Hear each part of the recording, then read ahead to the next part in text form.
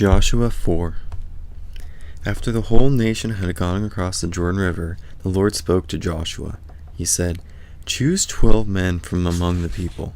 Choose one from each tribe. Tell them to get 12 stones from the middle of the river.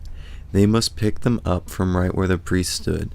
They must carry the stones over with all of you, and they must put them down in place where you will stay tonight." So Joshua called together the 12 men he had appointed from among the people of Israel. There was one man from each tribe. He said to them, "Go back to the middle of the Jordan River. Go to where the ark of the Lord your God is. Each one of you must pick up a stone. You must carry it on your shoulder.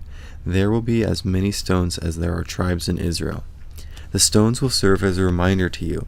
In days to come your children will ask, 'What do these stones mean?' Tell them that the Lord cut off the flow of the water in the Jordan River. Tell them its water stopped flowing when the ark of the covenant of the Lord went across. The stones will always remind the Israelites of what happened there." So the people of Israel did as Joshua commanded them. They took 12 stones from the middle of the Jordan River. There was one stone for each of the tribes of Israel. It was just as the Lord had told Joshua. The people carried the stones down with them to their camp. There they put them down. Joshua piled up the 12 stones that had been in the middle of the river. They had been right where the priests had carried the ark of the covenant stood, and they are still there to this very day. The priests who carried the ark remained standing in the middle of the Jordan River. They stayed there until the people had done everything the Lord had commanded Joshua. It was just as Moses had directed Joshua. All of the people went across quickly. As soon as they did, the ark of the Lord and the priests who also went across to the other side. The people were watching them. Among the people who went across the river were men from the tribes of Reuben and Gad, and half of the tribe of Manasseh. The people were armed. They went across ahead of the rest of the people of Israel. It was just as Moses had directed them. There were about 40,000 of them. All of them were ready for battle. They went across in front of the ark of the Lord. They went to the flat lands around Jericho.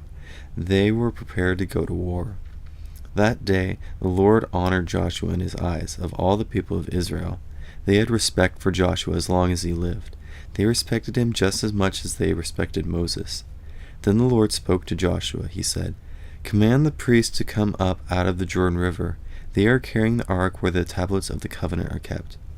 So Joshua gave a command to the priests. He said, "Come up out of the Jordan River."